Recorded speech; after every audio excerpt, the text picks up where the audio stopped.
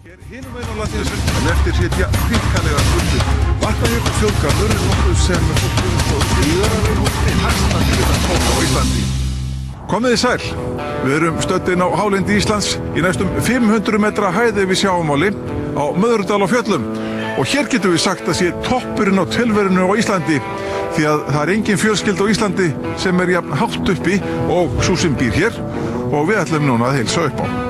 Við gengum kannski með þá grilli í höfðinu að Möðrudalur væri einangraður en rútan sem var að renna í hlað full af ferðamönnum og það á nöprum haustdegi þegar sumarið er löngu liðið segir okkur allt annað. Bóndinn Vilhjálmur Vernharðsson má varla vera því að sinna gestunum því hann er upptekinn í símanum að ræða við menn sem ætla að hjálpa honum í smalamennsku daginn eftir. En okkur sýnast þetta að vera Asíubúar sem hingað eru komnir og þeir finna sér strax nóg myndefni. Fyrst er það heimilishundurinn sem stillir sér upp til myndatöku, en svo kemur annað dýr hlaupandi sem leið stelur athyglinni frá kvutta. Hérna komnar refur.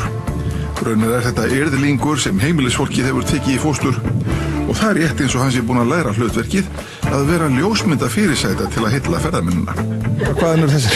Já, ég held þessi Japanir. Já, það er náttúrulega þó nokkuð af hringferðum ennþá og stór hluti af hringferðarútunum komum við hjá okkur svo það er svona og svo náttúrulega mikið af Japanum á ferðinni núna. En nú er komið enn eitt dýri til að fanga athygli útlendingana. Lamb tekur upp á því að príla upp á torfvegginn fyrir framan eldhúsgluggann í veitingaskálanum Fjallakaffi og þetta er augljóslega heimalningur, svo gert er lambið. Það er rétt eins og dýrin hér séu þjálfuð til að sitja fyrir, bæði hjá okkur sjónvarpsmönnum og ferðamönnum.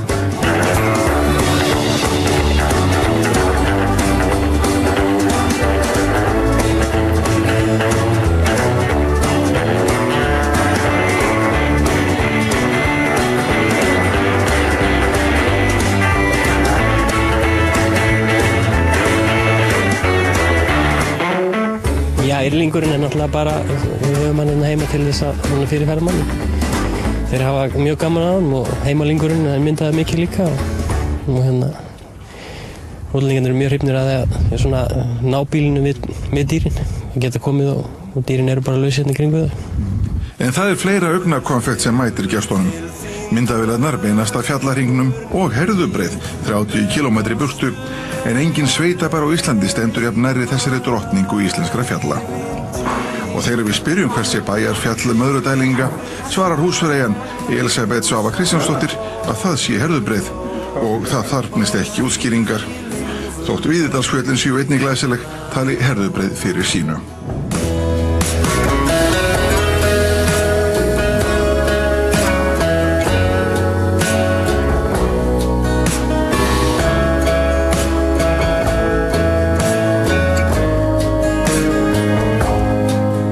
Elisabeth og Vilhjálmur eru mætt á ferðakaupstefnuna Vestnordin í Hörpu í Reykjavík að kynna Möðrudal sem áfangastað ferðamanna. En ferðaþjónusta er nú orðin aðal búgrunninn á þessu forna höfuðbóli og á henni ætla þau sér að byggja framtíðina. Elisabeth segir að á kaupstefnunni sé nýra viðskiptasambandi aflað og þau styrkt sem þegar eru til staðar. En hvað skildi það svo vera sem heillar útlendinga helst á Möðrudal? Það er auðnin og víðáttan og útlendingarnir sem eru stór hluti til sem eru að koma til landsins eru að koma út af náttúrunni og víðáttunni og geta séð marga 20 kilometra eins og hérna við sjáum hérna í jökul 110 kilometra og það er náttúrulega heillar ferðamanninn að sjá svona vítt og það er líka að sjá svona vítt og það er ekkert manngert. Það er það sem að heillar það mikið að geta notið þess að horfa í 10, 20, 30 kilometra og sjá ekki neitt manngert. Og hví ekki að gera sér mat úr þessu? Japanirnir eru komnir inn í veitingaskálan þar sem þeim býðst að kaupa sér hressing og minjagripi og fara á salerni. Á þessum bæ hafa ferðamennirnir tekið yfir það hlutverk sem sauðkindin hafði í gegnum aldirnar að vera grundvöllur búsetunnar. Kindurnar eru reyndar ennþá hluti bústarfanna og áður en við vitum af er Vilhjálmur bóndi komin í smalamennsku á fjórhjólinu sem leyst hefur hestin af sem þarfasti þjónninn í fjárleitum á haustin. Vilhjálmur þarf að komast yfir mikið landflæmi og hann giskar á að Möðrudalur sé nú landmesta jörð á Íslandi eftir síðustu þjóðlendudóma. Lega jarðarinnar er raunar slík að þarna hefur sennilega verið gestkvæmt frá því fljótlega eftir að land byggðist. Möðrudal hefur náttúrulega alltaf verið á krossgötum á Austurlandi og það lágu náttúrulega allar leiðir hér í gegn fyrir öldum og hafa gert alltaf. En það var 1974, held ég farið rétt með, að þá var Fjallakaffi opnað upphaflega. En svo það ekki fyrir eftir 2001 sem að við byrjum að fara að byggja eða sko tjálsvæði og gistingu og fara að gera eitthvað meira á ferðamanninn heldur en bara kaffisjópa. Gistirými nú komið fyrir 48 ferðamenn á Möðrudal. Þetta farið að ganga þokkalega vel í dag og maður allavega nær að lifa því. Ef maður Steingrímur farið og ætlar að skattleggja ykkur það verra. Það líst ekkert á það, það sem þessi ríkisstjórnin að gera. Nei, ekki á þessi skattleggingu. Þeir náttúrulega að gera ýmislegt gott en annað slemt en þessi skattlegging er slem. En það þarf ekki aðeins að hrinda af sér skatta á formum stjórnvalda. Stærsta áskorunin að fá ferðamennina til að koma yfir vetrartíman því sumarið fullnýtt. Verkefni hjónanna á Möðrudal á ferðakaupstöðinni Vestnordin gengur út á að kynna hálendið sem spennandi áfangastað utan háannatímans. Til að efla vetrarferðamennsku þau komið með sérútbúna jeppa og gera út á jeppaferðir inn á Vatnajökul. 5 og upp í 7 daga ferðir þar sem við gistum bara í skálum og erum upp á jökli eða á norðanverðu hálendinu. Og þetta líka kannski ferðir sem ekkert stór markaður í svona ferðir. En þetta mjög skemmtilega ferðir. Þegar að fara upp á Vatnajökul hávetur, þetta ekki bara einhver ógn og skelfing fyrir ferðamanninn? Hvað hann að upplifa í svona? Getur ekki lent í bara bíl? Jú, en það náttúrulega líka hluti af því að vera komin til Íslands að upplifunin að lenda í bíl. Og eins og í 7 daga ferðunum að þá alveg nauðsynlegt að það sé bílur 1 til 1,5 sólarhring og við kannski auðvitað eftir í skála. Af því að það oftar en ekki það sem það stendur upp úr hjá ferðamannum í lok ferðar að hafa séð og fundið fyrir íslensku alvöru vetrarveðri. Ertu að segja mér að það sé hægt að selja norðan stórhríð? Já, það ekkert mál. Þetta náttúrulega mikil upplifun fyrir útlendingin að hvernig veðrið breytist hratt og bara upplifa Íslandi eins og það veðurnar. Það fæstir útlendingarnir sem eru komið til landsins að leita eftir sólskinni eða einhverju grænni laut. Þeim finnst melarnir á hálendið okkar ekki síður fallegt svart hraunið eða svartu melarnir heldur en einhverju grænu lautir. Þau vilja einnig þjónusta Íslendinga og húsmóðurinn Elisabeth sér spennandi tækifæri að kynna herðubreið betur fyrir íslensku göngufólki. Hún raunar gjörþekkir hálendið norðan Vatnajökuls eftir að hafa starfað sem landvörður í Öskju og Kverkfjöllum en það var einmitt þar sem þau Vilhjálmur kynntust fyrir 8 árum. Þóttustu vera að ná í kindur þangað eða hvað? Já, það voru tíðarferðir, alltaf að leita kindum. Og keyptum þar? Já, ekki með nátt sjá því enn sko. Þau eiga 6 ára dóttur Ísolde Fönn og hún sko fjörkálfur sem kann á dýrin.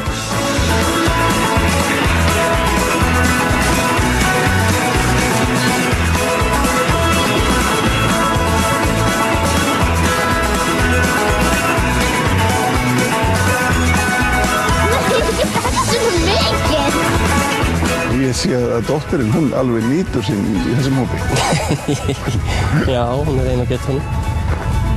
Ég vissum að margir foreldrar borgarbarna myndu nú öfundast að sjá hvernig barnið nýtur sín út í náttúrunni með dýrunum.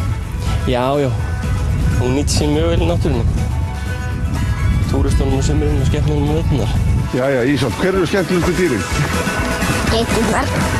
Hver eru þessuna skemmtilega? Þeir eru svo fyndnar. Fullorðna fólkinu þykir ekki síður gaman að geitunum. Það hefur verið geitur mjög lengi. Og það voru alltaf geitur þegar ég var alveg upp og fyrir á tímum voru alltaf geitur Kannski þar hafa meira og minna verið landnámi? Já, allir það ekki. Það er ekki skjáni, þú mátt ekki fara. Grasið á fjöldum. Er einmannlegt fyrir barn að alast upp hérna? Já, þetta er það einmannlegt að hún væri hérna allan veturinn sko, en hún alltaf lutar til Akureyri á veturinn líka. Þannig að hún hefur kannski ekkert kynnst mörgum öðrum börnum eða hvað? Jú, hún kynnist mörgum á sumrin. Hún finnur sér nýjan leikfélag á hverjum degi, bara á tjálsvæðinu eða gistingunni. Svo að það stutt kynni. En núna við það að fara í skólan þá kannski eignast hún leikfélaga? Já. Það stangaði aldrei. En þessi hefur stangað með einu sinni. Tímamót urðu í lífi Ísoldar í haust. Hún byrjaði í skóla í fyrsta sinn.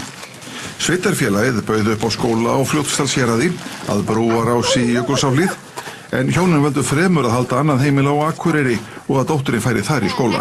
Kom ekki til greina að þið væru hér allan veturinn og skólinn er þið sóttur hérna?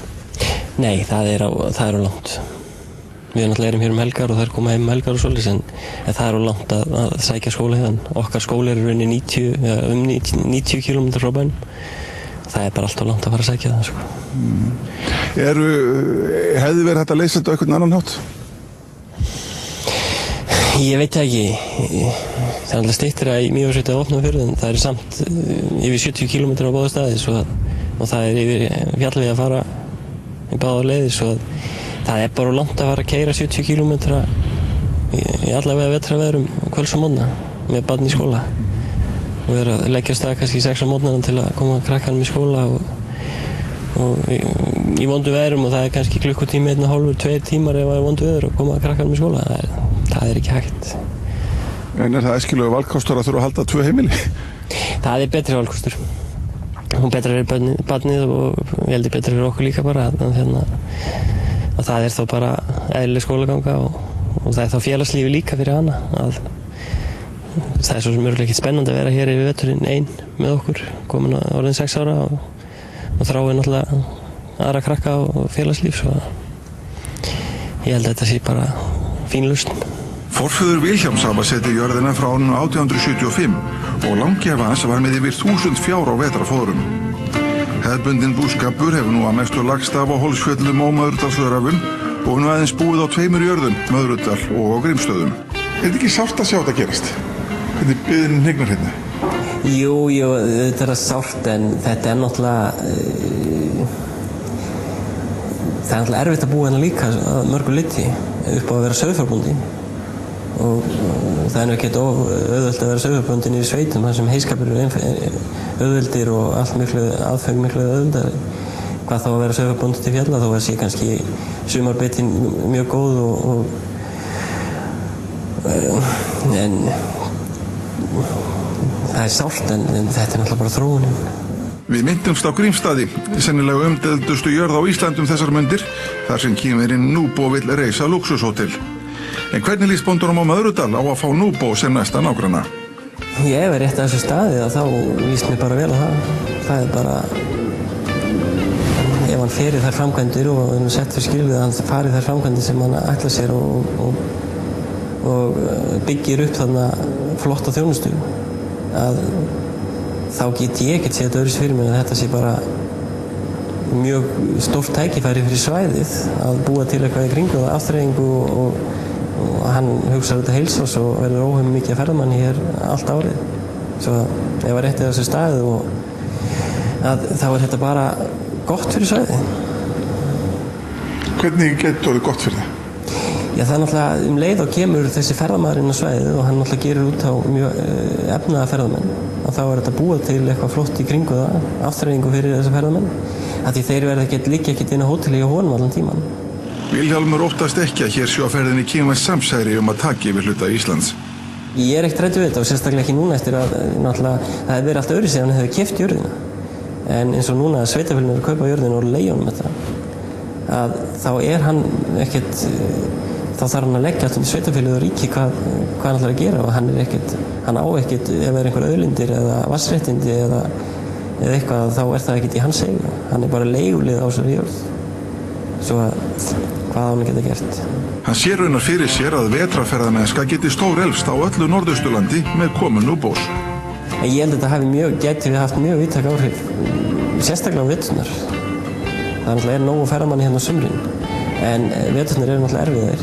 Og þetta hefur áhrif fyrir allt svæði, Mývatn, Húsavík, hérna austur og norður Akureyri en eins og ég sagði, það þarf náttúrulega að vera rétt að staðið upphafið.